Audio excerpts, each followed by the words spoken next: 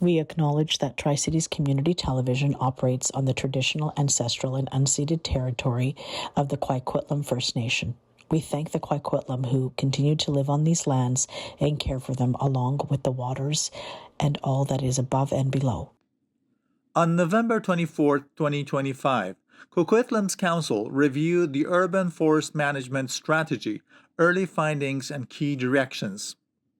The Manager of Parks, Kathleen Reinheimer, presented initial data on canopy conditions, environmental pressures, and priority areas for further analysis. The report outlines the key directions that will inform the city's long-term urban forest plan. Tri-Cities Community Television was there and brings you this report. I'm Yuna Fahim. Okay. Thank you, Chair. I will move on to the next item on the agenda, which is a report of the General Manager, Parks, Recreation, Culture and Facilities regarding Urban Forest Management Strategy, Early Findings and Key by the Senior Manager, Parks, and the recommendation is before you on screen. Great, thank you. Ms. Reinheimer.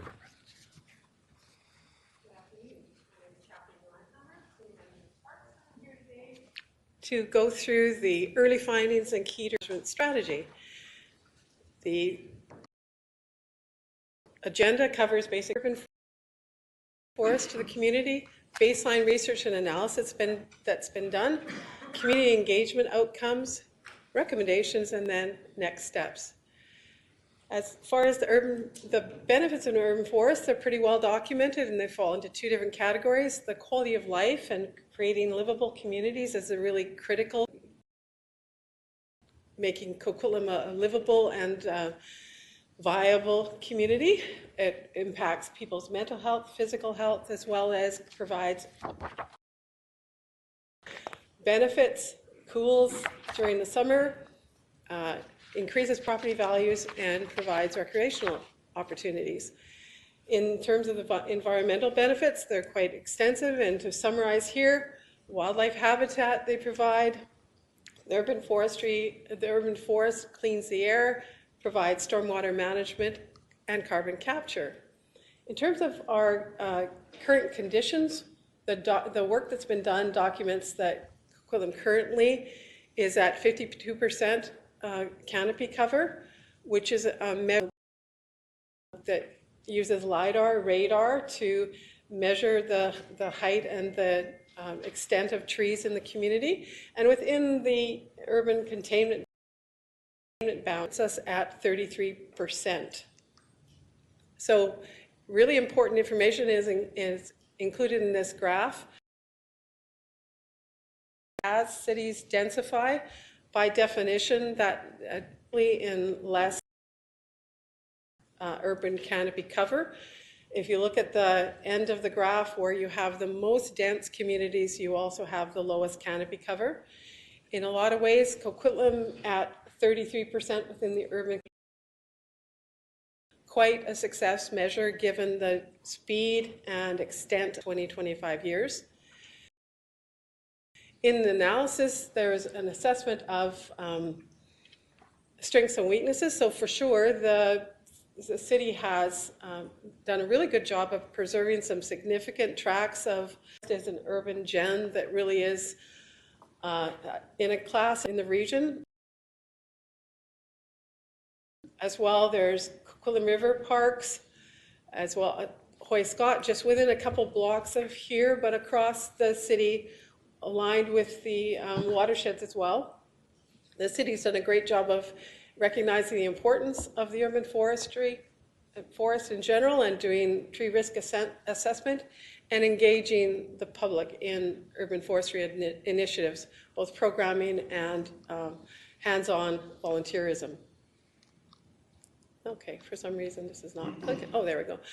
In terms of the gaps, those are also not terribly surprising. We have some gaps in the comprehensive nature of the data we have on the current tree inventory. We have some gaps in species, some concerns about species diversity, and the need for a citywide plan for prioritizing where we plant trees, where there's opportunities, and where there's the best benefit. Also, Coquitlam hasn't got in place any compensation funding related to trees that can't be planted in development. And we lack a comprehensive strategic direction for natural areas management. In terms of the community engagement that happened in the spring of 2023, it was a pretty comprehensive process with an online survey, pop-up events, presentations to a range of organizations. And that brings us some significant insights from the community. Certainly we have an extremely informed and supportive community that values the urban forest and agrees on the consensus that they are a critical part of the environmental and quality of life health of the community. And of course, there's also concern about the impact of development on the urban forestry, potential barriers that prevent people from planting trees on their own property related to space, cost, or knowledge, as well as, of course, overall, generally, a satisfaction with the services that are provided in this area. It is worth noting that that engagement happened prior to the provincial housing legislation adoption.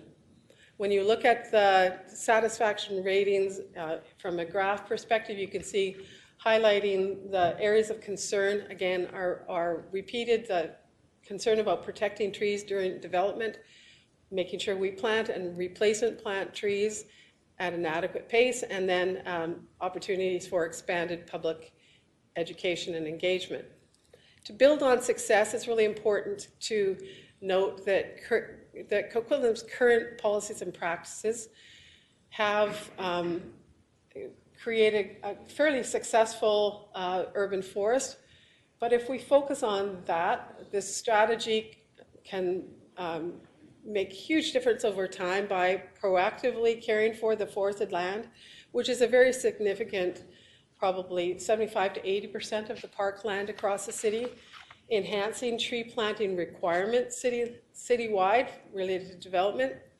Strategic tree planting plan will answer all the questions about where we have opportunities and where we'll get the best impact in terms of both a resilient and sustained canopy cover. Increasing species diversity, I think it's equally a concern on the street trees, but also within the forested areas. And then expanding public education and participation in caring for the urban forest.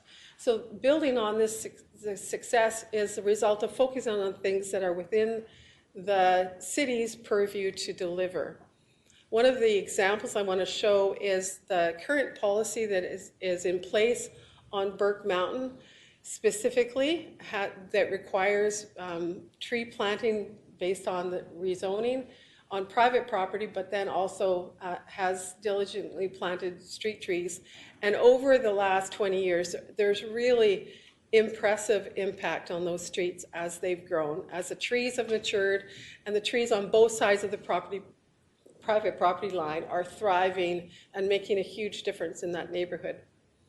So in terms of achievable goals, the strategy focus will be on enhancing planting and stewardship on city property, creating creative problem solving for the high density areas like the city center, and as the density is increasing in the city, and then opportunities for a partnership with the school district. There's quite a strong opportunity that will basically help inform and educate the school children at the same time as greening the school property.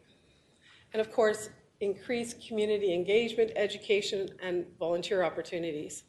One of the approaches is to incentivize the planting of trees on private property and ongoing education and care so the community is connected to and values the urban forest generally. By focusing on incentive-based tree planting rather than restrictive bylaws, the goal is to ensure that private property owners have lots of opportunity. They can still manage, they have the flexibility to manage trees in the future on their property, but there's no hesitation to get trees planted and growing.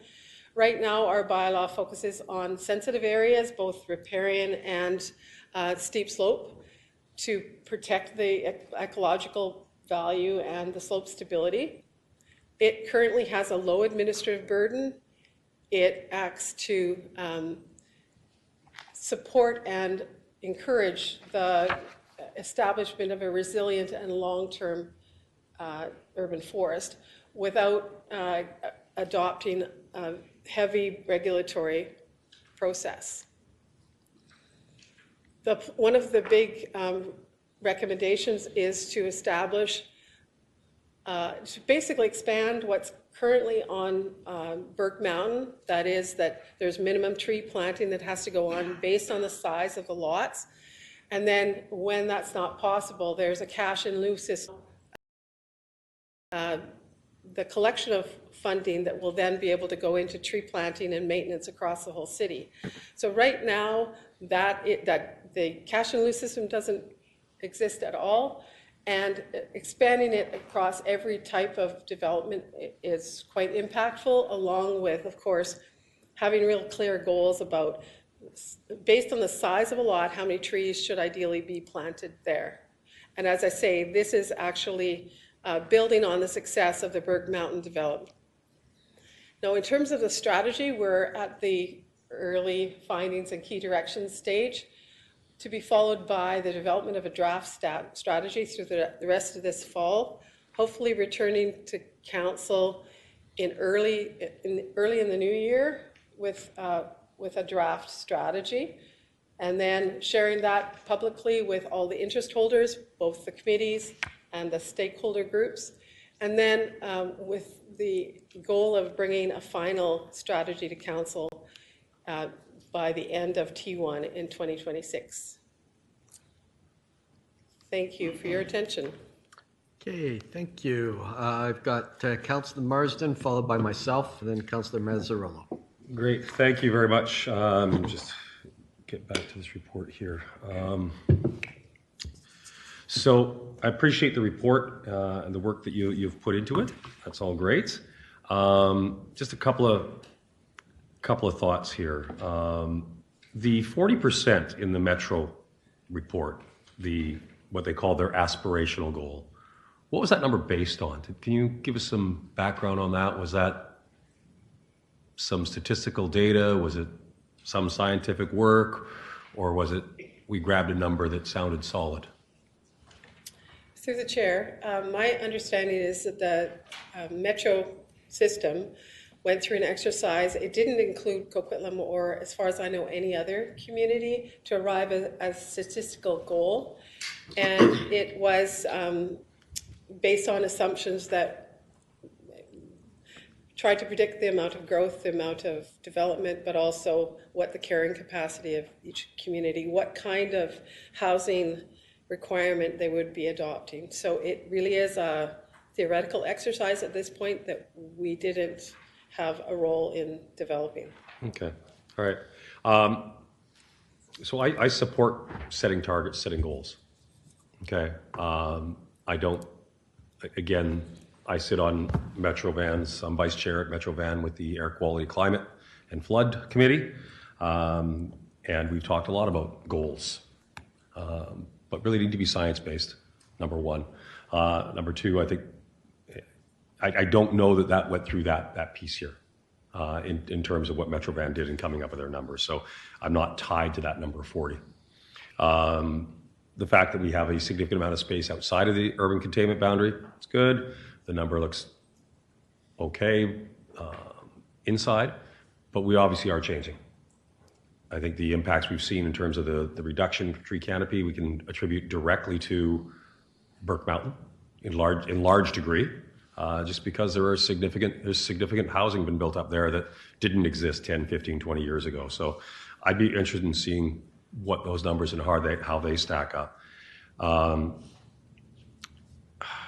So to look and say, I don't have a target, I don't think we have enough data to look and say what the number should be. I don't think it should be 40. Maybe it should be 45. Maybe it should be 32. Don't know, because again, we don't have a lot of data around that to say where should it be. I do absolutely support the replanting efforts. I think from a city perspective, we can take a look at what we're doing and how we can accelerate that. I know it speaks to some results a couple of years back. I know the giving trees out at local events is popular with residents. Can't get the one to grow in my yard. I don't know what I'm doing wrong, but it's still there, but not growing as much as I thought it might have.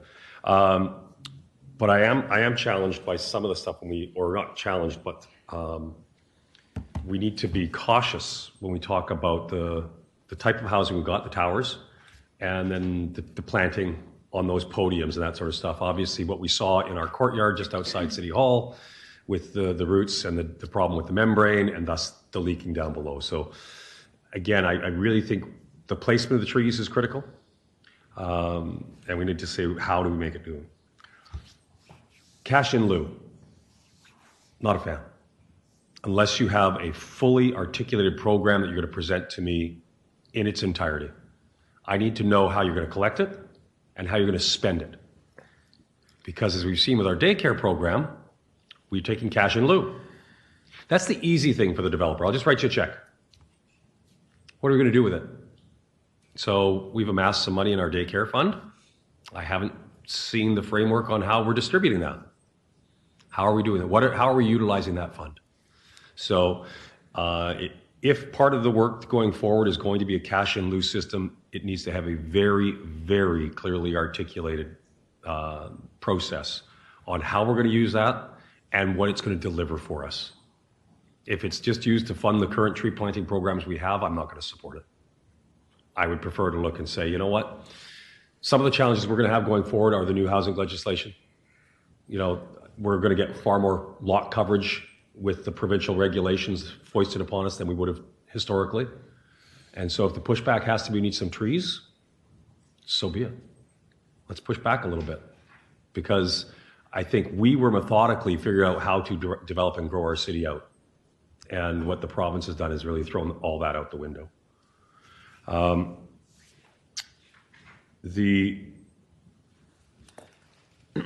So I've got first-hand experience or second-hand experience. Obviously, my mother lives in an old part of Coquitlam, as do I.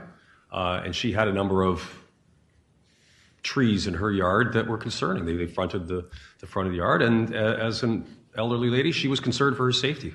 She was concerned in trees blowing over, hitting her house. And so she made the decision to have them removed. Some of them were just useless tree trunks.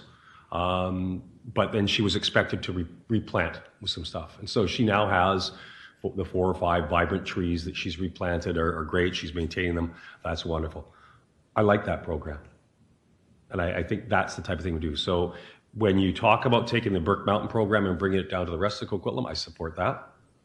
And then when we talk about plantings, new trees to replace the old, when we do have construction, I think we got to figure out how to do it. Because again, figure out where it can be placed, how it can be placed, how we can keep it alive, and how we can do it in a way that's not labor intensive on staff. Because the one challenge I did see with our current process, as my mother was going through it, is how labor intensive it was in terms of she had to post her bond, she had to plant the trees, there was follow-up, they had to be alive for a certain period of time. It still is alive, but again, it was very labor intensive. And I don't know if there's some streamlining we can do on process that would make it easier for the homeowner and easier on staff in terms of management long term. But I know we've got folks in the room today, and we got folks across the city that, you know, we like trees. We do want to see them. I think we do want to try and maintain them. We want green space. People like green space. It's just going to be how do we balance this out going forward? I don't have the answers. This has some of them, but there's a couple of pieces I think we still need to do some work on. Thanks. Okay, thank you. I've got myself next, then Councillor Mazzarola, followed by Councillor Mandeo. Following up where Councillor Marsden left off, yeah, we like trees, right? People like trees, but I think what's often underestimated is the health value to trees and I think that's something that I think we can do a little bit more research. I'm fortunate in Metro Vancouver in a couple of committees. I've had doctors come in and just talk about the the prescription for spending time in the forest and being near trees, and of course the whole the issue around carbon and sequestration. One of the things that I wanted to highlight, and it's mentioned in the report, and that's the diversity of trees that we have. We have a really good urban tree canopy now, at least compared to others. But because we have one of the more robust tree canopies in a growing community, we're also losing tree canopy at one of the highest rates. And I guess that's just the combination of having something to start with and going through a transition. So I'm really worried about, as we go through this transition, a couple of things. One is where we'll have the space to plant trees, particularly with the new provincial legislation. So that's certainly a concern. I think there is probably a role for cash in lieu. I'd rather have cash than no trees. But to Councillor Marsden's point, I also want to make sure that the cash is used to actually facilitate an increase in tree planting, not just buy your way out of a requirement. So I want more work around just how that program would operate, and with the idea of how is it actually going to increase tree planting. The other thing is and one of the slides that you showed there, I think it was maybe slide 11 there, that showed neighborhoods. And when I was living up on Burke Mountain, I was in a forest and acreage in a forest, and I saw the trees come down, and I saw new trees going up, and it's great to see. We're starting to see those, what I would say more of a manicured looking boulevard, more what you'd see in some of the places like Vancouver, although those trees have been there for many more years, but they're all the same tree. There tend to be varieties of maple and ash and some of the others, not necessarily native species, but they provide tree canopy and everything during the summertime. But they're not representative of the diversity of the trees that we're losing. And I've spoke to this on this matter before, and of course what we hear is, well, it's really hard to plant a cedar tree in a boulevard because of its shape and its watering requirement. But how do we go through and sort of say, okay, maybe this is the right type of tree because it's narrow trunk and it grows above the cars and the vehicles. But how do we ensure that we're still maintaining that diversity of trees, that we're finding place to replace the Douglas fir and the cedar trees?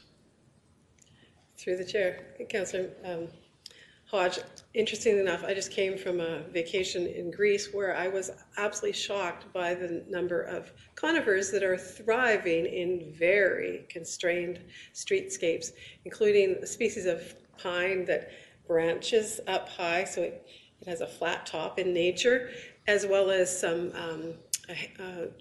a range of other coniferous species.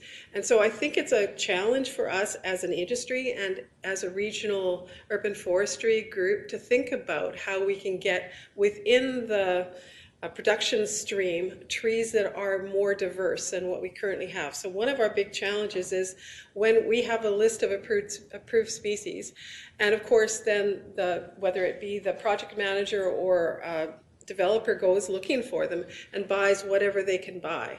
And unfortunately, that puts us into a squeeze. The growers are having a hard time creating value out of the trees that we ask for. So it was one of the ideas that has come from the community that there could be a regional table to support expansion and experimentation to broaden out what we're using and where it will do well, because that is the challenge that we're in for sure in diversity, very similar within the forested area as well.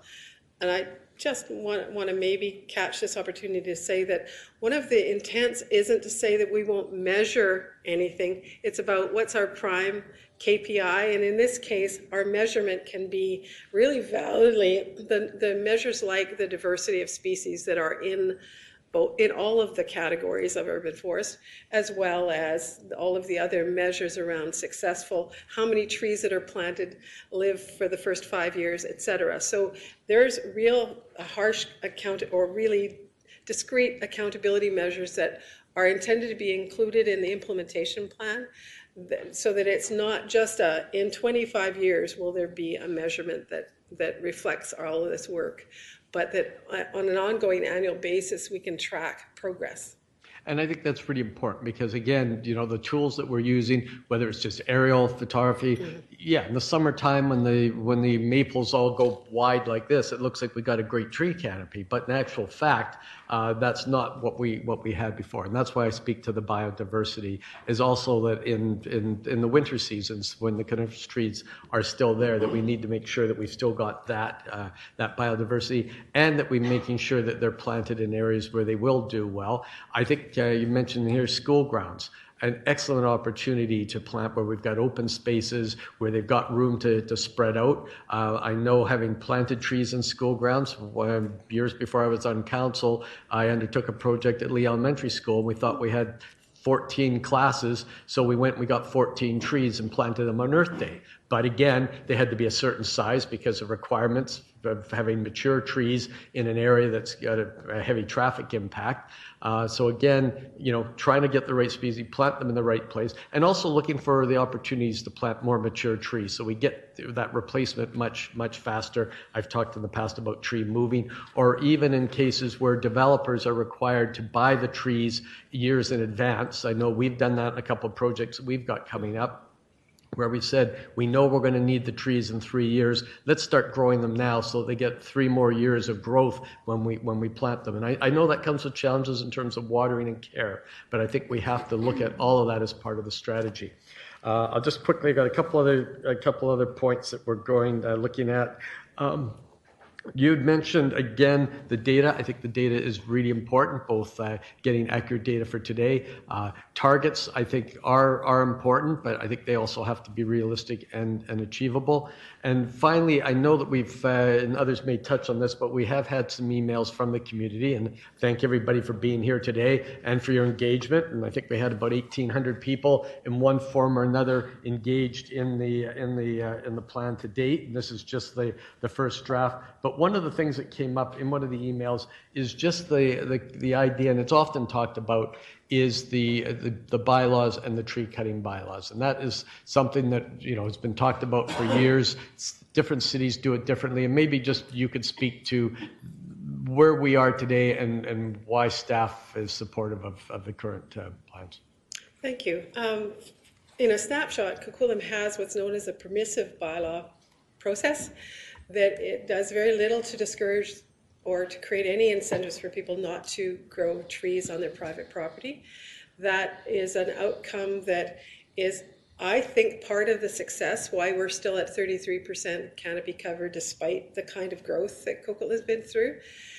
We've been asked to go back and do a little bit more research to actually compare the impact, but human nature being what it is, when there are really solid rules that say you could never cut down a tree, or if you have a tree more than a couple of inches across in terms of girth, you're going to have to go through a lot of process and cost to be able to remove it. Human nature looks at that and says, do I really want to go there? And that actually is a perverse disincentive that stops people from planting the tree in the first place.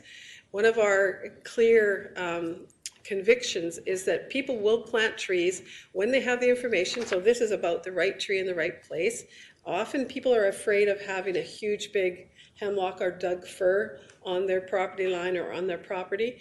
And you can see where that comes from, whereas when trees are planted, if they're planted because they fit that space and will thrive there, they actually contribute a great deal over the life of that, even if that's only a 20-year span. So philosophically, Coquitlam's taken the stance of permitting the removal of 2 trees per year, and but having permit requirements, anything past that. And that actually has allowed us to work collaboratively with the property owners in a way that encourages them to both plant trees and value the trees that they have.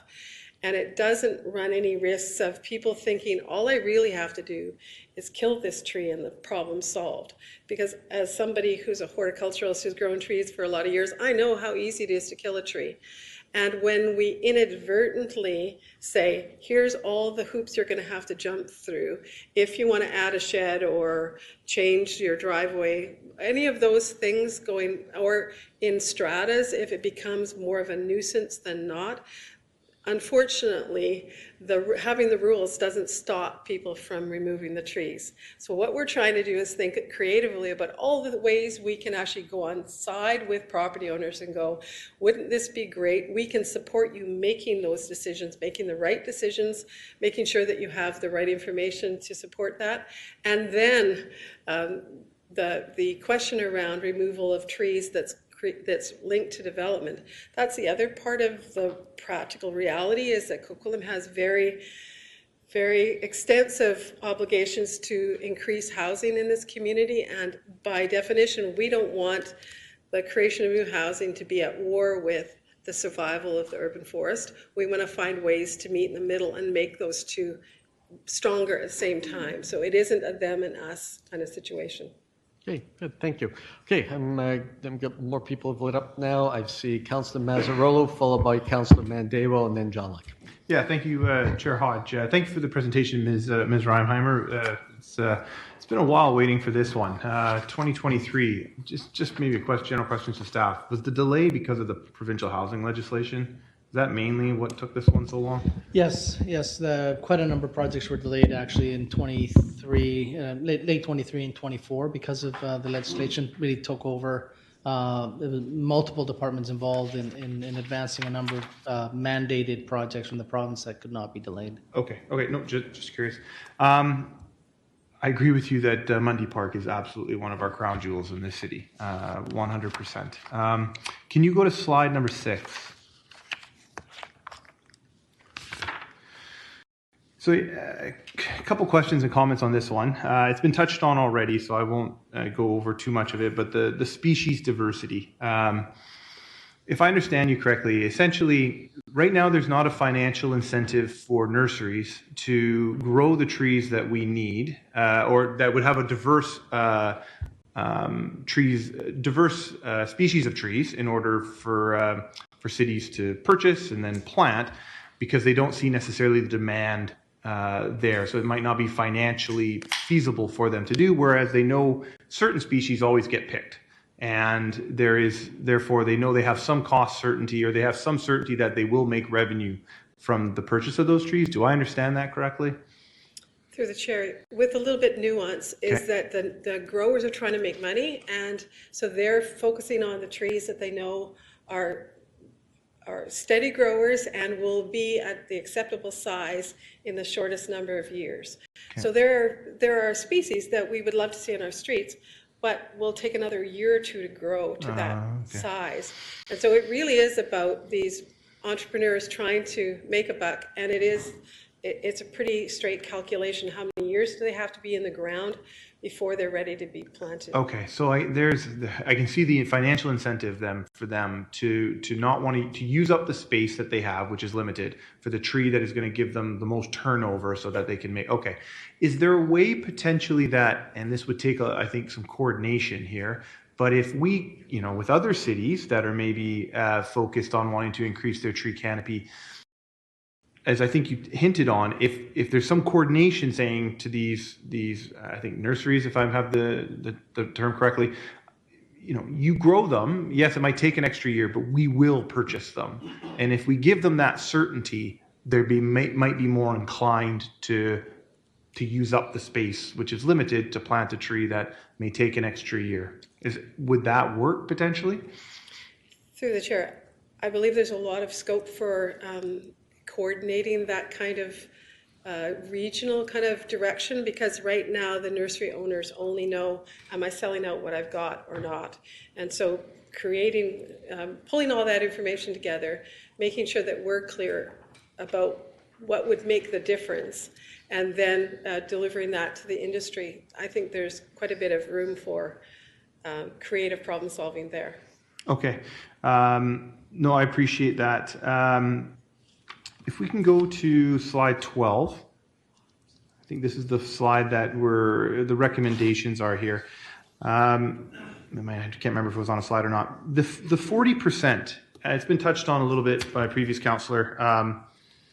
So we're not sure where or how Metro Vancouver got that number. It's there, it's been there. I'm looking at the footnote of the page 4 of the report. It's been there for about 20 odd years or so. but we don't have any data necessarily behind it on how they got there, what the advantages of it being 40, as opposed to 60, as opposed to 20. We don't know, Mr. England. Through the chair to Councillor Mazzarello, in addition to Kathy's response around that, the short answer is no, we're not certain. We weren't engaged in that process. But having worked in the field of urban forestry for 25 years, like the original genesis of 40% actually came from an American nonprofit, American Forest, and they came up with these targets for different climatic zones in North America, us being Pacific Northwest, and it was 40%. And there was limited science behind that, and that group a number of years ago actually clarified that they don't actually agree with that approach, that broad climatic zone approach anymore, and they think that it has to be specific to an area and nuance for that particular area or city. So that organization that originally was bringing these targets forward 2 decades ago actually has suggested there needs to be a more localized and nuanced approach to that. So I've seen in my career that number has really stuck around, and it probably did influence, but we don't know exactly where the 40% came from. It's just something that's been out there for a long time, this old idea that was the right number to ensure that you had a healthy urban forest in this part of the world. And by career, you're an arborist by trade, right, Mr. England? That's correct. Yeah, okay. You just to back up, you know what you're talking about. Okay, back to slide, or just to finish off on that part here about the 40. So it sounds like it's somewhat arbitrary to an extent, the 40%, or that it's been further refined over the years. Okay, back to slide 12. Just a couple of the 5 points here, and it's elaborated further in the report, which is on page 5. Enhanced tree planting. Stewardship of trees and forests and city property, I agree with. Creative solutions to planting on high density areas. I do share some concerns here about podiums as well. I would prefer we have tree canopy on podiums and on the rooftops of high rise buildings and medium density buildings. But I would like to see more information there with respect to what are the costs? Because if we put a program there and the strata comes by, because these are strata properties, and goes, this is too costly, and then just removes it, and we've spent the money, I don't know if that helped us. I know it doesn't help us. So I would like to see it. I just need to know more data or more information there so that I can make a better decision. I do think on the higher density areas, I do agree, especially in high density, it's going to be a challenge to get tree canopy. We are going to have to squeeze every centimeter we can out of boulevards, out of meridians, or between traffic or traffic lanes. It's going to have to be a priority for us to look to get every little bit of space. I am going to push on this though. It's not as high density as medium and high, but townhouses. I understand the concept is for medium and high, you need to excavate to build the underground parking. Okay. And most of the time, the most efficient way to do that is you go right to the lot line or pretty close. I think there could be some flexibility there. Maybe there's a group of trees that are and we have this actually in Glen, if you go off Pipeline, I can't remember, the name's not coming to me right now, the development there recently, about last 10 years, Ozada, a little further down on Pipeline, a little further south. Windsor Gate? Windsor Gate, thank you.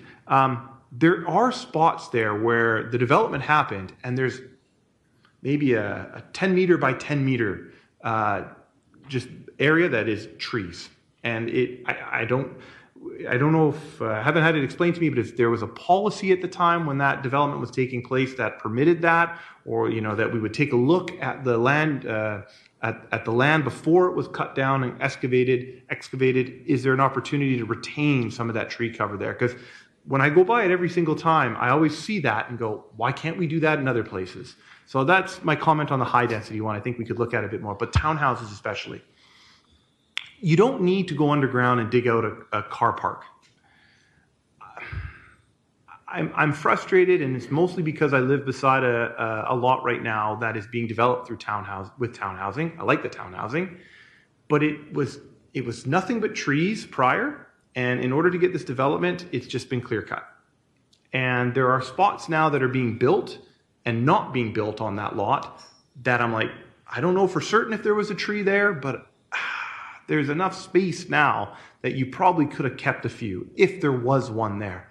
So I would ask staff to look into, when we see townhouse developments come through the door, especially ones on larger lot line or larger developments, let's take a look at the tree layout.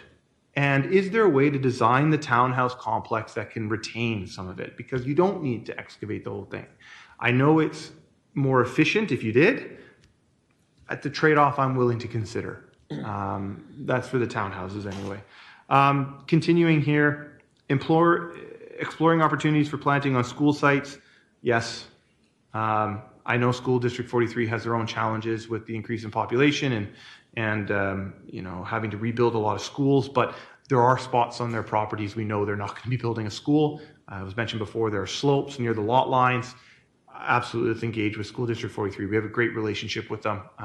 That's an opportunity that I think we should not pass up. Increasing community engagement. This is an absolute education and volunteer opportunities. Ultimately, the way this problem is going to get solved is more people treat this as a must, and therefore more people plant more trees on their private property. That's not going to happen unless we continue to educate the public of the value of this. And then providing incentives. I'm all for looking at incentives. Let's take a look at what's available and what can work. My last comment. It's on page 6. The 2 trees per year that you can take down without any conversations. Why is it 2 trees per year? Why isn't it? Here's my example. If we're going to make the comment, or I made the comment, that the 40% number is a bit arbitrary, why is 2 there? What's the data behind 2? Is that number arbitrary? Why isn't it 6? Why isn't it 1? Go to Strickland. Through the chair to Councillor Mazzarello. So the history of that number is the inception of the bylaw. And it did, I think Kathleen did a good job of describing kind of the disincentives that I think council at the time was aware of around being too restrictive with the bylaw and what that might mean for people in terms of their decision to plant trees on their property or not. So arriving at 2, I think, was a balance. I don't want to put words in the mouth of the people at the time, but essentially it was a balance between not letting a property owner cut down every tree on a property if they happen to have extensive tree cover, but then not being overly restrictive so that you didn't create the disincentive that if they planted some trees, their kids brought trees home, and then 15 years later they realized that really wasn't the right tree in that spot, that they could cut it down. So yeah, and it wasn't hard and fast science, but that was the idea of the 2 trees. Yeah, okay. When did that bylaw first come through? 2013. I think it's older than that. I think it's before me. Sorry, I just have to quickly look that up, but okay. I think it is older than that. I believe it was probably 09, but I have to have a look. Okay. So my comments on that are, if it is 09, if it's a bit earlier, it's a different city now.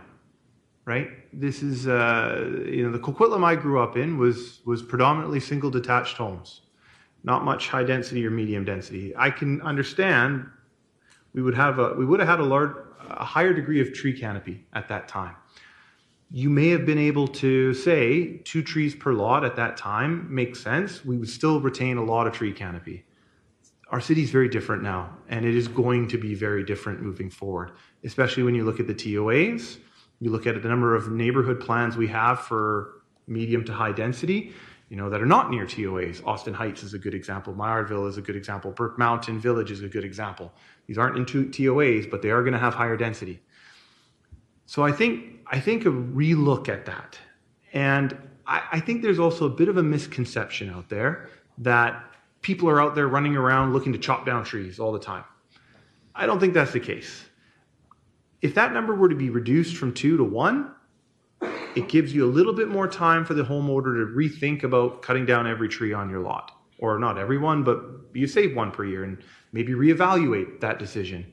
I'm also not convinced that people are being blocked from planting trees because of, the 2-tree limit. I would like more information on that 2-tree limit and why it was there, and what is the harm, if any, if we go even a small step to 1. That doesn't stop people from, when they want to develop, they have that route. It doesn't stop people if they want to cut more, they can go through the process, which is not as intensive as I think some would say it is, but more intensive than just being able to. I will grant you that. So that would be my ask in this area for the two tree per lot. I think more information is required there. That's it. Thank you. Great, thank you. I got Councillor Mandeo, followed by Councillor John Luck. I was going to say, I don't know if Mayor Stewart is listening, because I know he normally has an explanation of why Coquitlam landed where it landed. Because I remember, when I first sat at this table, I was citing, I moved from Oklahoma, and if you were building a house, you were required to plant trees. And it was at least 2, depending on the lot size. And also, if you're selling it, you have to make sure that you have those trees. So, right? So you have that opportunity to keep the number of trees in check. But anyway, what I was going to comment about today is in regards to, first of all, the 40%. Have we looked internationally? Because I know I always talk about Singapore when I talk about this, because they moved from a concrete jungle to a green city, or like they call themselves, they are like a city in nature, right? But coming from a concrete jungle. And there was a test that was done, and I think other international cities still use that. It's called the 330-300 rule, right? You're nodding your head, I think you know it, which means, can you see 3 trees from your home, school, or workplace? Is there 3 canopy cover shading at least 30% of the surrounding neighborhood? Can you find a park within 300 meters of the building, right? So it's a way that you can actually do a survey to the community to say, can you see the 330-300 rule? And we can get an idea, ourselves, without having to come up with a number, an arbitrary number, to see if we have got enough canopy. So it'll be nice, I think, if we ever would like to do that. I think it will give us something that's tangible, right? Because we are hearing from the community about it. And the other thing I want to talk about was, we're talking about technology, right? Now we've got AI and we have everything.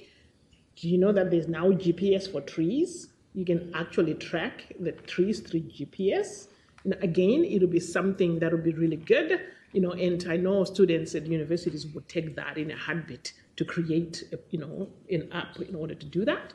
And again, it makes us have that data so that we can make solutions that are based on data. So I encourage us to see if we can partner with a university to look into that. Lastly, on the cash in lieu, I think it's a little, because my first reaction was like, no, I don't support that. But can you explain what you mean is having almost like a density transfer? What do we do with density transfer, right? So for trees, it would be off-site mitigation or tree banking, right? To where they don't have a space to plant a tree, they give us money, and then staff go and plant the tree somewhere where there's space. So again, I think it's because we don't tell the story. So the money comes in, even if we go plant the tree and we don't have the GPS for the trees. So, nobody knows what really happened. So can you explain a little more of what you mean by cash in lieu? Sure, through the mayor, I should say as well that we currently have incomplete data. All of our street trees that are formally planted are GPSed, and we have, the system shows us when they were planted, what their species is, when they were last pruned, etc. So we're doing, it's just, we're not complete. For sure, it is exactly like that. The idea that the community will benefit even when there's inevitable density happening, there will be an opportunity to take that funding and plant trees where it's available. So this is very integrated into the need for a citywide planting plan. So that needs to help us prioritize where it will be the most impactful to plant the trees. But for sure, the idea is that just because there's underground utilities or there's other constraints on a lot, that means that that lot can't support the number of trees that ideally it should. That funding then gets transferred to the city to a reserve that we would report out on an annual basis where it got planted, make sure that we're completely transparent about that.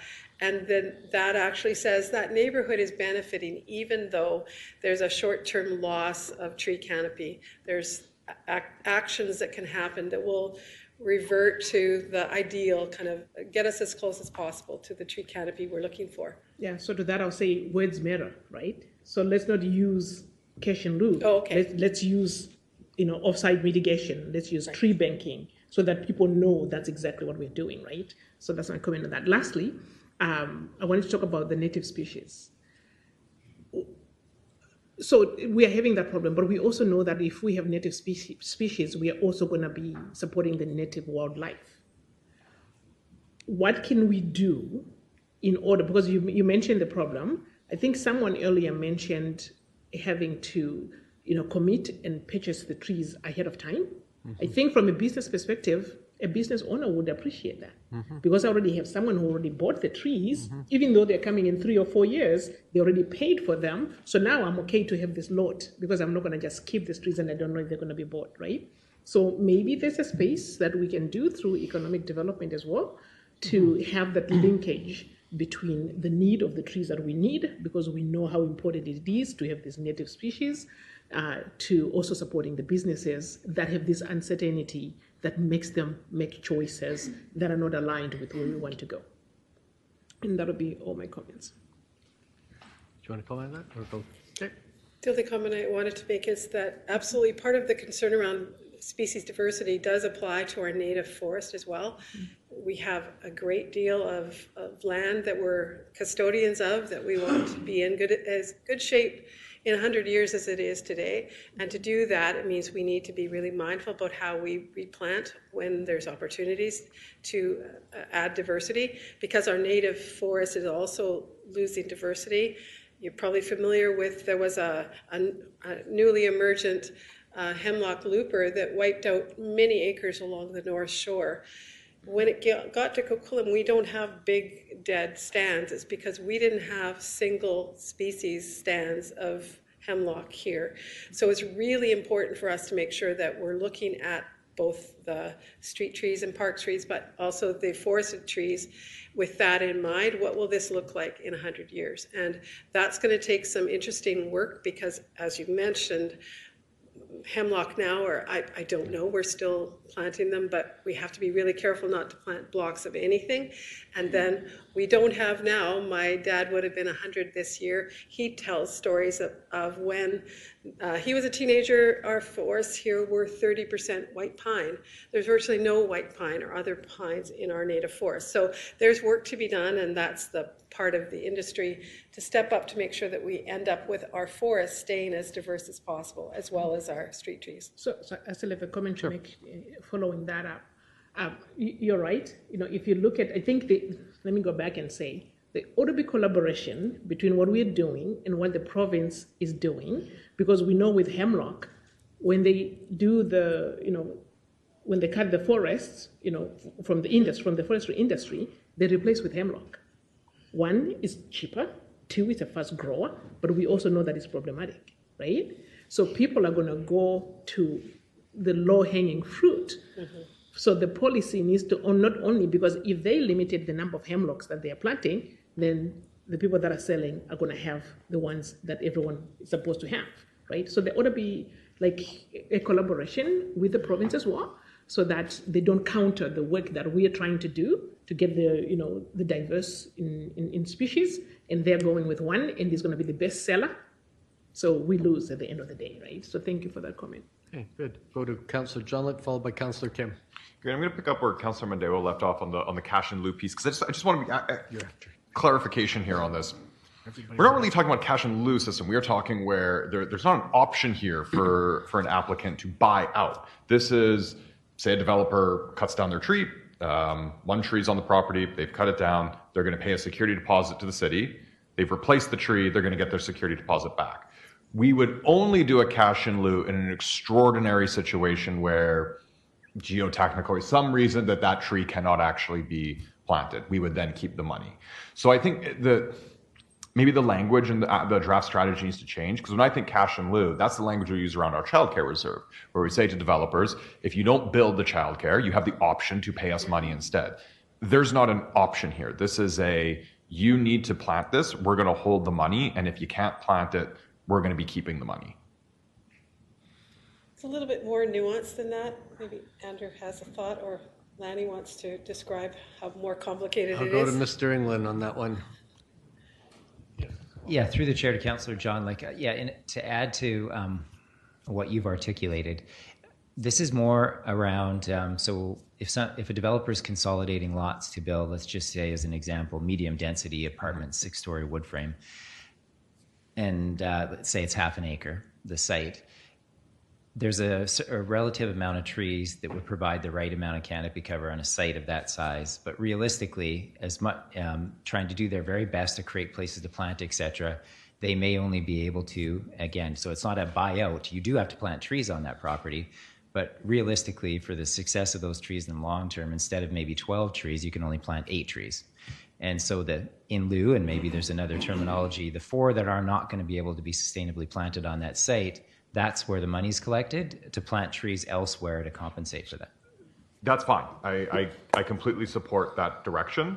I just want it to be clear, what you've just outlined is not where the developer is just purely of their own discretion saying, yeah, I just don't feel like planting trees, easier for me to buy out. There is a legitimate reason as to why those trees cannot be planted. That is the direction I want to see. So it's I think at least where I'm getting a little tripped up is I just want to ensure that the messaging we're projecting there is that this is not an optional buyout system. This is you, the applicant, have to prove, perhaps it's because, again, assembly, bigger lot, why you can't be planting those trees. I do also think, and Councillor Marsden raised it earlier, I don't want us to just be sitting on a huge amount of money. I think we need to be very clear that if we're collecting cash, it's going into a tree planting reserve, and that is the money that then goes towards our public boulevard planting, our tree spree programs. So there is that one-to-one connection where if legitimately trees can't be planted on this lot, but here they're going on those public boulevards now. So support the direction of that. I think it's good. Have we thought about the nuance around the different types of trees? Are we thinking that this is just plainly going to be a one-to-one, or are we going to recognize, okay, this was a really mature, large tree that has more value versus something that is perhaps really small? Is that something that would be is there too much burden to administer that? Or are we thinking about some flexibility there in terms of what we might be able to collect and then give to the developer when they're looking at planting? Mr. England. Through the chair to Councillor John, I think one of the things that has worked well in what's in the zoning bylaw now, which leads to the program up on Burke Mountain for replanting or planting requirements, is the flexibility around the stature of the trees that are selected. So we put them in categories, so small stature, medium stature, large stature, which is reflective of if they grow to their ultimate lifespan, how large will they be, small, medium, or large? And depending on the selection, if they're smaller, then you plant more of those trees. If it's medium, you plant a few less, and large, you don't need quite as many because they will create more canopy over time. Yeah. And so there's some flexibility there. Yeah, I think that's an important nuance to have in here as well. Okay, so that all sounds good. Having a target, I think, is important. And I recognize just saying 40% has its challenges, because we could, let's say we achieve that 40%. Well, it might mean that areas like Burke Mountain and Westwood Plateau that border thousands of hectares of forest, they're going to have maybe 50% coverage where other areas might be looking at 25. So having that blanket metric, I'm not overly supportive of that, because there is nuance in our city. We have areas in the city right now that have a really good tree canopy coverage, and we have areas that do not. So there needs to be some kind of North Star that we are following here. Is it that we're looking to plant a certain number of trees per year? Is it that we're looking at something where, yes, there's nuance that can be part of it, but there has to be a guiding principle here if we're not just going to set a specific target. So I do want to see something in the strategy that is aspirational and gives us a goal to strive for, even if it's not a specific metric. Because, and we've touched on this here, data can tell different stories. You know, where Burke Mountain has a high tree canopy coverage. Burke Mountain also has some of the highest loss of tree canopy coverage. These are both true. So let's make sure the nuance is incorporated into that. Partnership with SD40. Oh, go ahead. I just wanted to add to nuance. In terms of the metric, part of the hesitation to just adopt the Metro guidelines of 40% is that there's not a real good certainty about how many years that would take us to get to. And there's a real risk that it would take us until 2050, 2075, and there hasn't been the work yet to identify when that would turn around, where we would stop losing and start gaining. And it feels like the wrong metric to focus this kind of critical work on, whereas we have very targeted and aspirational metrics that will come out during the development of the implementation plan that will all be targeted at balancing that. We're not just slacking. We want some pretty ambitious goals that we can then be held to, but the metric of tree canopy cover citywide just seems very misleading for people to think that, like some neighboring municipalities have said, we're going to hit the 40%, but we're not going to do it till 2075. That doesn't feel like it's appropriate for this level of more, sure, it's aspirational, but if I'm not going to be alive anymore, it kind of doesn't motivate me much. But all of the things that we can do and will be outlined in the implementation plan will be connected to metrics that we're pretty confident are both aspirational but also reasonable to achieve. Okay. Are we thinking at all in the strategy about green corridors and Councillor Hodge touched on it, where we're seeing development, bringing the trees in the boulevards. It's great, but you get that very manicured look. But how still do those areas we still need that are just like pure forest that might be in an area people are living? Like how that strategically fits into the strategy here? Any thoughts on that? Well, I say through the chair, the PRCF has a trail master plan that guides where we need connectivity and where there's opportunity for that. There's also obviously a parkland acquisition strategy. So there's a lot of processes that are already embedded in our work that is looking exactly at that, making sure that we don't miss the opportunities. Sorry, something else you were going to say, Lanny? Yeah, I would just add that the city's history of a lot of the city is relatively recently developed, and so there's been legislation in place that has kept a lot of those green corridors in place that actually come to parks to manage, and those are the creek corridors, and Coquitlam has a lot of creek corridors. It's just the nature of this part of the world, and so we have a pretty good connected system. Kathy referred to a couple of them earlier in the presentation on some of the highlights of some of the great benefits we have of our system now, like the Hoy-Scott system, where the city manages almost the entire corridor as parkland, and there's other examples of that. Burke Mountain is another one. So we have a lot of those green corridors, and we have the Coquitlam River corridor as well, and we have other parkland that's associated with those corridors. Okay, thanks for that. It's important, like with strategies, always that they talk to each other, not just to be siloed out. So I think that's an important piece, that they be able to inform each other. SD43, absolutely, and I think too, as we look towards more multi-use usage of SD43 properties. I mean, I can see a future as schools develop. We're going to be partnering with SD43, of course, a lot around, I think, athletic fields, but also there's those partnership opportunities around just park space, forest space too. I know we want to be careful around not just saying we're going to plant trees on SD43's property and then be responsible for the operational piece, which is them. But just thinking too, I think that line between our properties, just as we densify as a city, it's going to blur. So thinking long term about how that might look. And then last piece is just around some of the master development plans in our urban areas. I know we're not going to be able to have that really high tree canopy coverage in our downtown core here and Coquitlam, but where I am optimistic is if you take that aerial view of Coquitlam Center and along North Road, you see a whole lot of paved parking lot. And there's real opportunities there. I know it's not going to be the giant trees that we're going to plant there because they're going to likely be on top of underground parkades. But thinking too, is there still that space for, again, park space, some trees, to be able to replace what right now is just a concrete heat sink? Thanks. Okay, see nodding. Okay, good. Next, we'll go to Councillor Kim, followed by Councillor Towner, then Councillor Asmussen. Yes, thank you, Chair Hodge. Ms. Ryhammer, thank you very much for the report and all the work that's gone into this so far. You know, I share a lot of similar concerns with my colleagues. Yeah, I know all of us have door knocked probably across almost every street in the city, and the streets along southwest Coquitlam are a lot cooler than the ones in other areas of the city. So, you know, it's certainly something that we've experienced ourselves. I get the discussion on the targets of the 40%. My thing on that is just, and I can appreciate a different approach might result in different outcomes. But trying to, you know, work to see what the goal could be in the terms of a different approach. You know, whether it's through modeling or not, or whatnot, but the types of KPIs that you mentioned, what do those look like?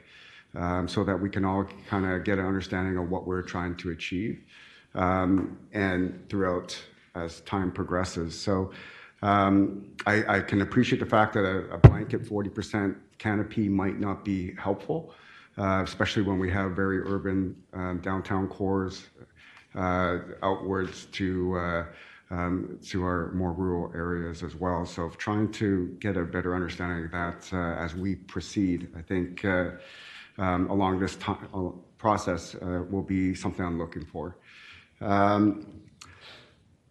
Regarding some of the points here, I agree with the discussion on the cash in lieu. To me, being very prescriptive on where that money would go and what it's used for, I think is key. Councillor John kind of touched on it when they were talking about the different types of trees, and I appreciate the answer, Mr. England, but I know I go back to some more recent experiences that this committee council has had, and there was a project where it had a very large sequoia tree.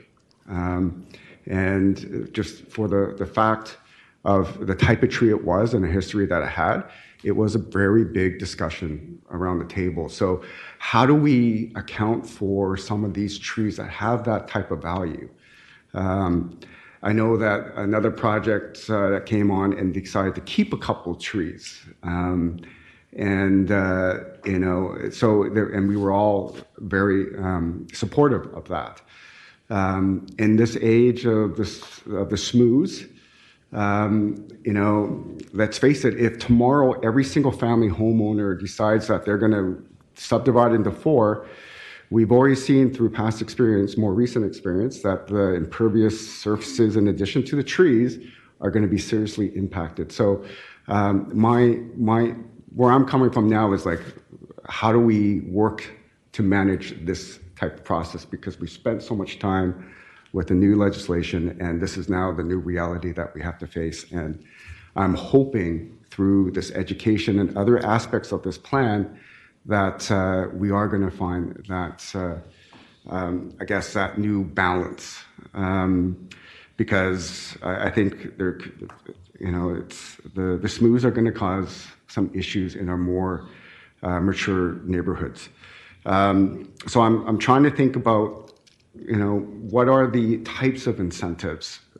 Whether if it's an old tree like the sequoia that we had, what would be the incentive for the owner or new owner or whoever it might be to keep it? Perhaps there's a tree rescue type of program. Perhaps there's other types of, you know, what are the incentives that we could, you know, think about if someone decides to plan in advance, 3 years in advance to purchase some trees or plant mature trees. We've discussed this around the table before. And if there is an owner that wants to replant mature trees, what, you know, how do we encourage that? As opposed to just making it a number of 2 trees gone and then, you know, maybe, you know, what is it, a ratio of new trees coming back, however it might be. How do we, with this new approach or this approach that we look at, really solve some of the nuanced situations that are described. So that's how I'm hoping this we all continue this process to formulate whatever, how this plan continues to be developed. So I'm wondering if, I know that we're still somewhat early in this process. Will there be time for that type of refinement during this course? Through the chair, I'm optimistic we have formulated an interdepartmental working group. Some of those creative ideas can be fleshed out, or at least given a check, we need to work on this more, or yeah, that's not going to work at all. But it's a good example of the heavy lifting that still has to be done as we head in towards a final draft. Okay, yeah, I appreciate that because, and I know because at the city level, all the public trees, I know that we're going to be rigorous in our actions to plant trees and to spur that. It's just more of the how we continue to incentivize private owners to do the same. So I know that there are going to be a couple more instances where this gets refined, and there'll be more discussions with key stakeholders as well, so that we could continue to refine this. Correct? Yes, sir. Through the chair, we have we're working now to schedule a working group meeting or workshop early in the new year, and then as many as required. Okay. Yeah, I'll leave it there, but I appreciate that, and certainly thank you for your answers. Thank you. Okay, thank you. Next we have Councillor Towner, followed by Councillor Asmundson. Thank you, Chair. I want to start off just by saying, climate change and health and livability and mental health and wellness are all, and how trees play an impact there are all, all those things are serious matters that require serious consideration. So I value and appreciate all the work that staff have put into this report. I know today isn't the draft strategy, it's just early findings and you're getting impact. So thank you for your work on this. Before I go any further in my comments, I just there's been a lot of reference to Metro Vancouver today, and I'm on the board of Metro Vancouver, and a report in our agenda for Friday is a report that's about the tree canopy, acknowledging that recent changes to provincial housing legislation will challenge local and regional tree canopy cover objectives, and they're going to do a study to assess the effects that this provincial legislation is going to have on tree canopy and identify possible solutions and strategies moving forward, and maybe a toolkit for municipalities. So that's coming. Everybody's aware of the impact that this provincial legislation has on our trees. Coquitlam, we've been called and referred to as leaders in housing, affordability, diversity, addressing the missing middle for years. We are recognized as leaders. I also think that we can be leaders in addressing trees and the need of trees, and getting creative and seizing opportunities and incentivizing to maintain and get more trees coverage in our city. I think we can do both, be leaders in both housing and leaders in addressing the urban tree canopy. I have lots of notes, so I'm not going to repeat too much of what my colleagues said, but I want to start off just by commending staff on the success of the tree spree program.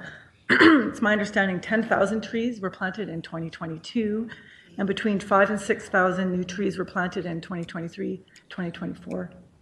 And I don't know about this year, the same. And over 200 volunteers each year have been engaged in tree planting initiatives and this initiative, and I think that's commendable. And I do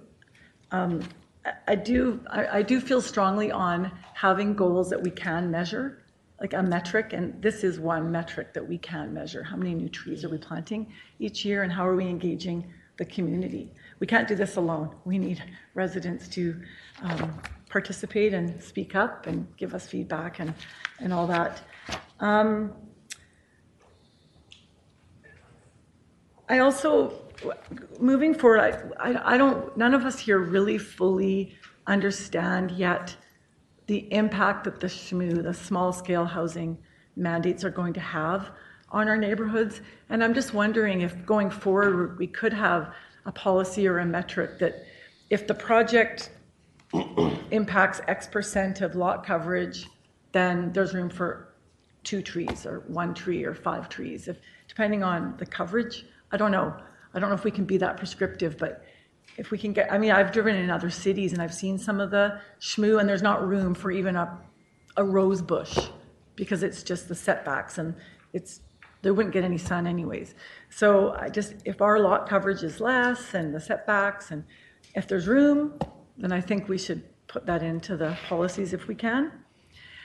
I'm really excited about exploring opportunities with the school district. I live in older Coquitlam, and some of the lots are really big. I mean, we can't mandate it, but I think exploring opportunities there for school-age kids to adopt trees and make sure they're watered, or I don't engage kids in the trees on these big schoolyards, I think would be really good. And I also wanted to ask does the city, do we have any kind of mandate or framework? So when we're building, the Burke Mountain Park, up on the hill, and then the school site and Fraser Mills, brand new sites, do we just plant as many trees as possible, or do we have a framework that we follow on our own sites as far as getting trees in? Mr. England. Thank you. Through the chair to Councillor Towner, great question. I would say it is a little bit like you suggested, trying to get as many trees as we can on every one of those sites, keeping in mind the different amenities that we're providing on Burke Mountain Athletic Park. As an example, we're building a track, an artificial turf field, tennis courts. So within the landscape that remains, then we maximize the tree planting and cover over time. And where possible, that site's another good example. There is a remnant natural area as well, and so the idea is to plant that area up so it'll have full canopy cover over time. Perfect. So we are paying attention to the sites, and then planting the trees where appropriate and we're able to. So, okay. I support the cash in lieu system. I don't know if I like the name either. I do support renaming it, tree planting reserve or urban canopy initiatives, or call it something else. And only when there's a legitimate reason for a tree not being able to be planted, or more than 1 tree, then the cash. So I do support the dialogue that's been there already. So I also wanted to just ask about incentives versus mandates. There was 2,500 trees distributed to property owners, I read in the report, but those property owners took those trees voluntarily, correct? Okay. Because I was recently in another municipality, I won't name the municipality, and they went out and they spray painted holes on residents' front yards and said, you have to plant a tree there. And the residents were so taken aback that they just didn't water it and they killed it. The trees didn't survive because they were told to plant these trees. So I'm just sharing that story. I was stunned that would happen. What a waste of a tree, and how incentives and encouragement and all that, it works so much better than being told what to do. But I also think it works in the other direction. The 2 trees per year, it's been said that it's arbitrary, but I live in older Coquitlam, fairly close to Mundy Park, lots of big trees, and I know of one person in my neighborhood that within a couple of months of bringing their newborn home, a huge tree in their backyard, a big branch, blew off during a storm, landed on their roof 6 feet from their baby's window, and they got really anxious about it, so they cut the tree down. And I think, I talked about mental health and wellness in my preamble, I think that we have to be able to give residents the peace of mind that if they don't feel comfortable with a tree, that they can take it down. We have rules about off-leash dogs. There's people in our city that absolutely are so scared of dogs. We have rules around that so someone else can go to a park and feel that there's not going to be a dog. We have crosswalks and lighting and lots of other things in our city to make people feel safe and that it's livable. And I think trees, as much as we love trees and we want trees, we don't want them to be a source of stress and anxiety and non-livability, if that's a word. But I think you know what I mean. So, I don't know, what else do I want to say? I think maybe that's it. I like where this is going. I'd rather have meaningful policies and strategies in place than just ticking a box. Things where we can engage our residents and make a meaningful impact. Seizing every opportunity, engaging the public. You know how we have adopt a trail, adopt a street, pick up the litter. I've adopted 6 catch basins on my yard or on my street to keep them free of leaves so the water drains. Do we have any adopt programs for the watering bags for trees on boulevards? Could we engage neighborhoods that way? It's like you can adopt these trees and make sure there's water in the bags, like anything like that? Is that something that's been Through the thought of? chair, absolutely, it's part of the long list of things we can do that would be pragmatically make a difference, yes. Okay. And I'll just end on, I feel so thankful that I live near Mundy Park, and I go into those trails as often as I can. And I feel very lucky that every Saturday morning, there's a Mundy Park run in Mundy Park. It's only 5K.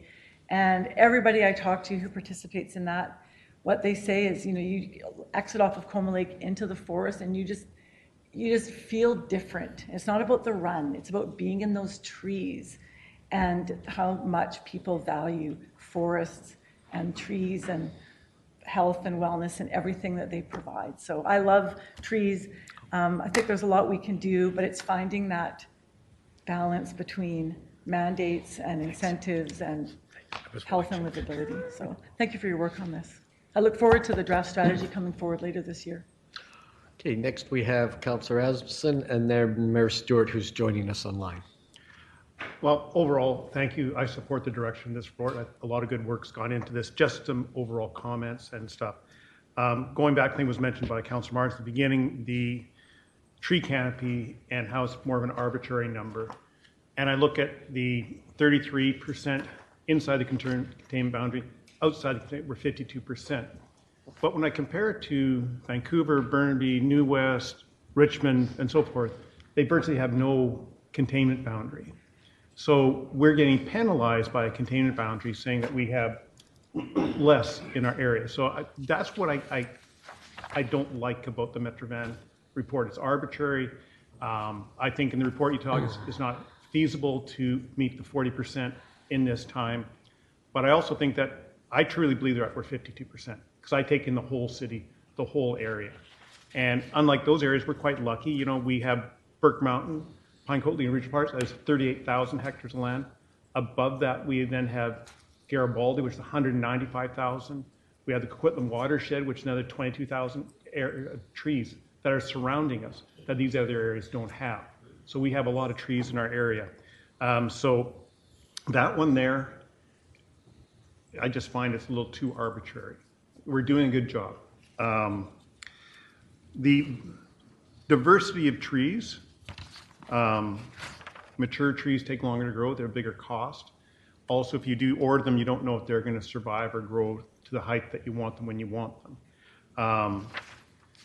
The other thing we have to be careful, you mentioned about coniferous trees in Greece, but we can't move those trees here because they may work there because they're a different type of tree, a different climatic zone, and we've sort of said in our latest changes to our forestry tree planting is native trees.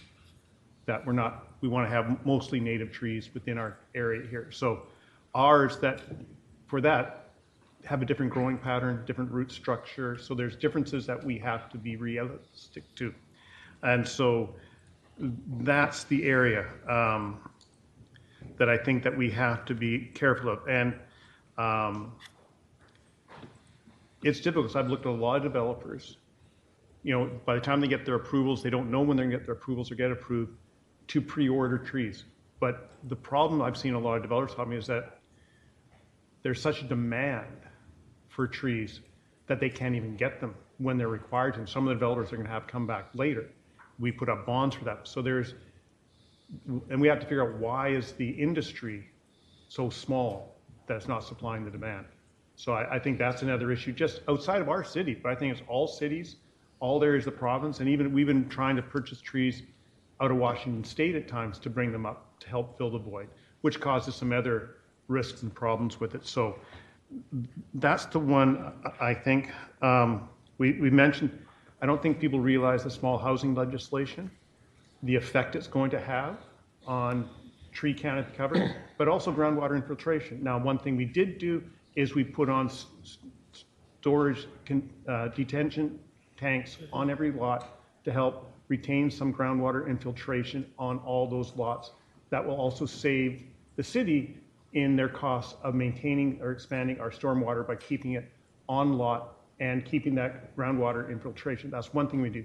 Even our adaptation of schmooze gives us a little more green space around it, but not a lot. So when you look at that, so schmooze is a problem. You know, when you talked about development, the Northeast, tree replanting. Now, we have tree replanting in all our areas of the city, development areas. There was a report a number of years ago, and I'd like us to get back to showing this in our reports. We had a report a number of years showing the Coquitlam Lougheed area that we're at a 4 to 5 to 1 replacement of trees in that area. It may not be the same, but there are trees all being replaced in these developments. I think we used to get in reports how many trees are coming down, how many trees are being replaced. It hasn't been showing up on that same number. But I think for the public and ourselves, it's good to know that replacement number going forward all the time. So I'd like to see that come back as a metric that we all can look at. But you also mentioned like Burke Mountain, and I think people have to realize, okay, there's 3 trees need to be required per lot. Now, people in Old Coquitlam, they're all on 66-foot lots, so planting 2 trees in your backyard is not a big deal, right? But most of the, well, schmooze wiped it out, but prior to schmooze, most of your lots were 33 and 42-foot lots. Planting 2 trees in the backyard of a 33 and a 42 lot is quite a bit different. Specifically, when we did the old tree bylaw, we realized that we had a lot of complaints from neighbors because people planted most of their trees right on the property lines and affected neighbors. So in our bylaw, our tree bylaw requires a setback from the backyard, side yards, and the house, which means you're planting 2 trees basically in the center of a backyard on a 33 small backyard lot. It becomes unusable. So there's nice intent, but for livability of the people that live and use those backyards, it's not a usable backyard. So I think we have to be understanding of those issues also. And that's where the cash in lieu, tree retention, or whatever comes into place where we can. Because in your report, it does state where you're looking at to taking those extra money for trees and planting within our existing parks, open areas that can be treed up more. So you already have in the draft report an idea and analysis of where you see you can use that funds to increase tree canopy cover. That's going to be in the containment area, correct? Yes. So that works well. So, and that goes down to the existing tree bylaw, and it's worked extremely well since about 2009. I was here for that bylaw. People have not willy-nilly cut down trees that people thought it was done. People have planted more trees than ever they've taken down. But we have a municipality to the next of us, and a friend of my daughter's, I got to talk to her. You had to go to permit to take down any tree and talk about bureaucracy. So she had to go to the city, she had to take out a permit, and in that permit she had to go hire an arborist to write a report to put into the permit, and she had to pay for that permit. She then had to have that permit submitted. Then an inspector for the city had to come out and inspect her site on her property. She had 2 trees that she was afraid were going to fall down. And so the city then agreed that the 2 trees could come down. So to take down the trees in the arborist report, they required her, since she was taking down 2 trees, to plant 4 replacement trees at a cost of $1,200 per tree. The total bill for her to do all that, and she had to put up a bond, remember, and get her bond back, was around $16,000. I don't think our public should have to go through something like that for that event. So I think it's worked well. Let's leave it alone. Let's keep it working well. People aren't willy-nilly taking down the trees. The big issue you're going to have on tree loss isn't going to come from current property owners or landowners taking down the trees. And most people like their trees unless they think it's like this lady, it's going to be a hazard. In Old Coquitlam, where you're going to lose your trees is because of smooch. We didn't ask for it. We wouldn't want it. But the province has eliminated our ability to do any tree management within the schmooze. So when you get into Old Coquitlam and we're going to lose tree canopy in that area, it's not by the city. It's by provincial legislation that, once again, we were not consulted on. This government doesn't consult. They had every one of our staff that was consulting under non-disclosure agreements that they couldn't even talk to other staff members about the issues. And even what our staff had talked to them about, they ignored anyways and gave us this legislation. So the other part, we talk about rooftop trees and that type of things. We've had a developer come in and say, we can do that. But once again, it's going to increase costs because we have to create we had to build up for a stronger reinforced area to handle the weight. We also know about roots and membranes. For example, out here in Buchanan Square, we had trees planted and we had a membrane. The trees broke through the membrane and destroyed the membrane. We rebuilt Buchanan Square earlier than we were supposed to at a big cost. But if you notice, we're not putting those same type of trees back in there because we can't afford to have that membrane. So when you get into these buildings, that's another issue you have to look at. Also comes down to, as mentioned, about a sequoia tree. The developer did look at trying to save that tree. But it's just not the tree, it's the root zone. You had like a 10-meter or more root zone around that in the middle of the lot that made it almost impossible for the person to cost-effectively develop that property. So there's a lot of nuances that go into saving trees or not saving trees. And so I think you mentioned earlier, Kathleen, that it can be complicated at times from both of you in this endeavor. But I think this sets out a good direction. You've done a very good job. The public's been consulted. I think the public overall is agreeable with the direction in the draft report. I can agree that the lieu of, you can change the name of it to somewhere, but I do think, especially in the small housing legislation, that's where we're going to get probably the biggest uptake on that. And I think that's why staff recommended that, because they saw the schmooze just eliminating the ability to plant any type of trees in that area and to replace that somewhere in the city to bring that back. So I'm like I said, I'm fine the way the draft is right now. I don't see any need to change any parts to it. And that's kudos to you and all the people involved that have done all the good work in bringing this forward to us. And that's it. These people can now wake up. That's been too long of us talking, probably. Thank you, and thank you for acknowledging that, Councillor Asmundson. Next, we have Mayor Stewart. Thank you very much, and thank you, Ms. Reinheimer. I wonder if it's possible to get a newer number as far as our tree canopy. It may have changed while Councillor Asmundson was talking. I sent a couple of pictures to City Clerk. I don't know if they saw them, but I'll be referring to them in a couple of minutes. Oh, yep, they've got one. Oh, there we go. Okay, so I'll start with this part because the picture's on the screen. I often wonder about these large spaces within, I think it's Ministry of Transportation Infrastructure land. This is the Cape Horn interchange and the land near the Lougheed Highway approaching the United Boulevard. That's the circle at the top. United Boulevard interchange, acres of land, some of which is fettered by overhead transmission lines, but much of which doesn't have that limitation. And I wonder if there's something that can be done to have some forest, some green planted on these large spaces of pretty much just gravel.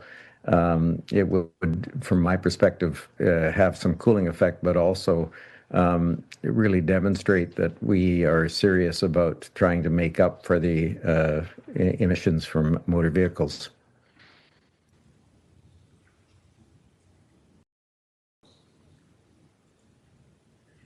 Nope. Nope. Yeah, I can't see if anyone's at the presentation microphone. Ms. Reimer, did you want to comment? Sorry, the only comment I could make is that as part of developing the tree planting plan, those are the kinds of areas that we'll try to make sure that we have sorted out where there's capacity or where we could gain permission to plant trees if it's somebody else's property. But those are good examples of something that over time could make quite an impact, especially, as you say, related to the busy roadways. Thank you. And I'll refer to the small rectangle on the left. That's about 4 acres of Cape Horn Elementary School's property. And I have the same question, but I know that's been covered before. So I encourage us to encourage some measure of collaboration with School District 43 and other educational facilities, Douglas College, etc., to see what can be done on property that for which there are no plans for the next 20 years, and see if we can grab some carbon. I'll go to the second photo, and it comes by way of explanation. I know Councillor Mandeo asked for my comments related to this, and this is a challenge that some communities now face. This is a street, I think it's 2nd Avenue, might be 4th Avenue, in Vancouver, East Vancouver. It's not atypical of streets. And I remember a conversation I had with a group of residents and a couple of architects about 10 years ago about how to manage trees on private property. Now, this particular street has street trees further down the road, but in this photo, for example, shows half dozen homes, some of which were built 75 years ago, some of which are modern, and no trees on their private property. Now, there is space to put trees, but the answer I got back from some of those residents was, I was actually speaking about the program that we use to encourage the public to plant trees in their own yards. And the take-up that we've seen, which I think has been significant. And the question I got asked was, do you force them to take the tree, or how does it work? And when I questioned that, they said, well, no one in Vancouver is going to plant a tree on their own property voluntarily, because once you plant it, you'll be incurring the kind of cost that Councillor Asmussen just mentioned, $16,000 or something. If you have to move it for whatever reason or take it down for whatever reason, it's no longer yours, even though you planted it on your own property. And those challenges, I think we really, I think, have hit kind of a sweet spot where we can encourage the planting of trees on private property, and we get very little pushback from residents, largely because, and I've heard the comment myself, we don't punish them, the residents who plant trees on their property. We don't punish them for doing what we ask them to do. Whereas in Vancouver, they recognize that if you ever do plant a tree, Vancouver will punish you by making it so that the tree is now public property. And as a result, I think we end up with far more trees planted on the private property, partly because our lots are bigger. These are 33-foot lots, but also simply because residents, one of my neighbors, this was 18 years ago, I wasn't mayor yet, and there was a discussion about perhaps prohibiting the cutting down of private trees. He took down all his trees, and I asked him, because I thought he really liked the trees, and he says, yeah, but City Hall wants to prohibit it. So he took them all down, and we never did put in place a prohibition on that.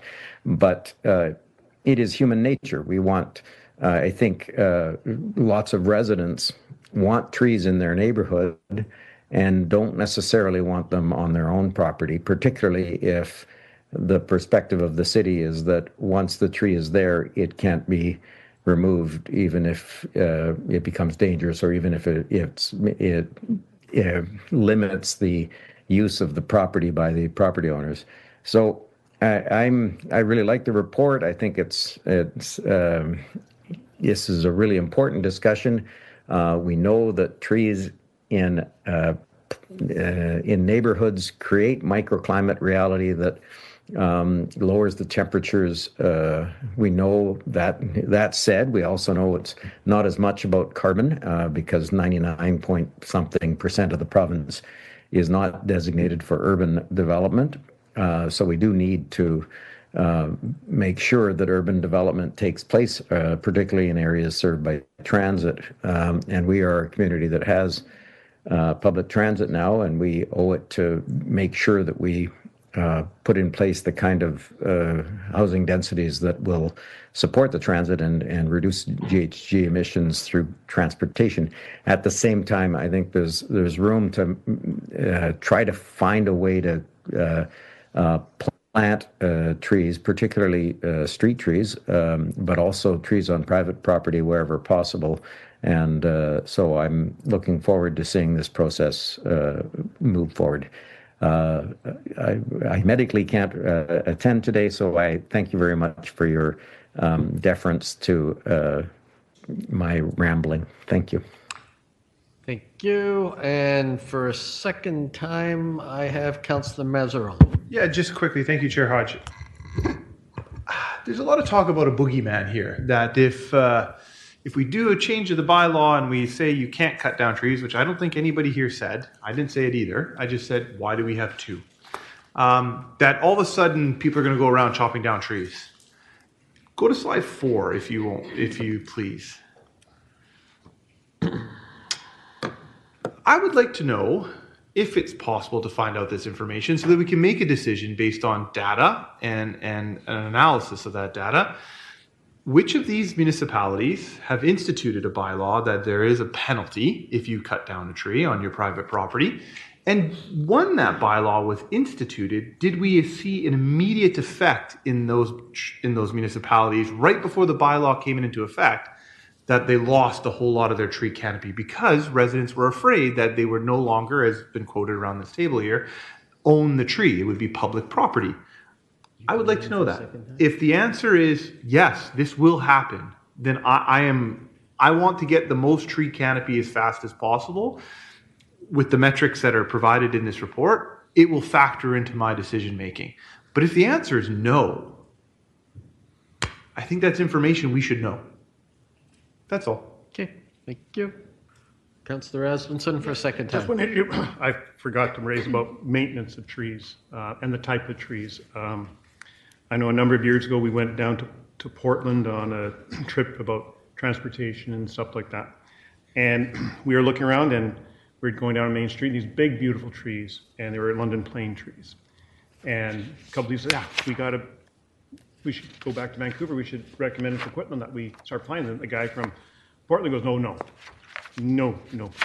I went, he said, you see the size of the leaves on those things? He said, the maintenance that we have to go through our catch basins, our roads and everything causes a huge problem for them. So one of the things we always have to be careful about, and you look right now in the last little while, the amount of cost that we incur, which is good, in cleaning up and maintaining trees. And a lot of people that have single family homes or have trees have to have the maintenance. We have a lot of people in high rise or townhouses that don't have to maintain trees themselves. So I think we also have to look at that also when you're looking at people and trees, the amount of work and maintenance that goes into having those trees on your lot and looking after them. I got a Japanese flowering cherry. It's beautiful. We planted it where it wouldn't be allowed to be planted today, close to our neighbors. And it has those beautiful pink and comes off, and our neighbors hate it. Looks beautiful though, but it causes a lot of maintenance, that one tree. And so that's one of the things I think cognizant that we have to do about for the city and for people is the amount of maintenance that goes in looking after trees on city property and on people's own property. Thank you. Okay, thank you. Okay. Second. So the presentation has been moved for receipt. It has been seconded. Just before we go that, just quickly, next steps. Just a reminder where we are for next steps. This is just, again, just a committee, so we're only here to receive. So just. So the plan is for us to develop a draft to bring back to council and the community with the hope of a final plan sometime the end of T1 in 2026. Okay, good, thank you. It was moved by, Councillor Marsden, seconded by Councillor Asmundson. All in favor? Any opposed? That's it. Thank you very much for the presentation. Thank you for everybody who came out to hear the presentation. We're here today at Coquitlam City Hall, and city staff have just presented City Council with a report on the urban forest management strategy. So this is an environmental report talking about the future of the urban forest in the city of Coquitlam. I'm here with Dale Lintott from St. Lawrence Anglican Church, and Dale is also a member of the Metro Vancouver Alliance. So Dale, can you tell us a little bit about why, as a faith-based group, you're here today when this is an environmental issue? Well, faith and environment are inextricably tied together. We need to care for our planet. It's a profound calling as a Christian to live out that commitment to looking after the planet, and that includes making sure that the trees in our local community are prioritized. That they're not. They play such a vital role for our health, our mental health, our spiritual well-being. And I think I wanted to hear what's going on because these decisions and this plan have profound implications for the future of our city, for its livability. And I think it's just important to be aware of what's going on and stand up for what we think is a really vital and important concern, that is preserving and protecting our urban canopy. Thank you so much, Dale, for sharing your thoughts. It's bringing together social justice and environmental justice, so really appreciate it. Thank you. Thank you. I'm here with Laurie Austin, and Laurie is a member of Protect Coquitlam's Urban Forest. So, Laurie, you were just in City Council chambers listening to a report that was being presented by staff to City Council on the urban forest. Can you tell us a little bit about your thoughts on what you heard today? Well, I was really encouraged to hear a lot of support for the urban forest by all the councillors. A lot of good ideas were shared. I was particularly interested in discussions around the tree bylaws, and I think that's an important area to continue to look at. And there was several good ideas that came up from the councillors that I think need further research. And so I'm really glad this is just a preliminary report, and more research will be done. And hopefully a lot more community input. So I'm very interested to continue to keep in touch with Coquitlam staff and work together to make the best urban tree forest strategy that we can. Well, thank you so much. So stay tuned. There's more to come. I'm here with James Bobick at Coquitlam City Hall.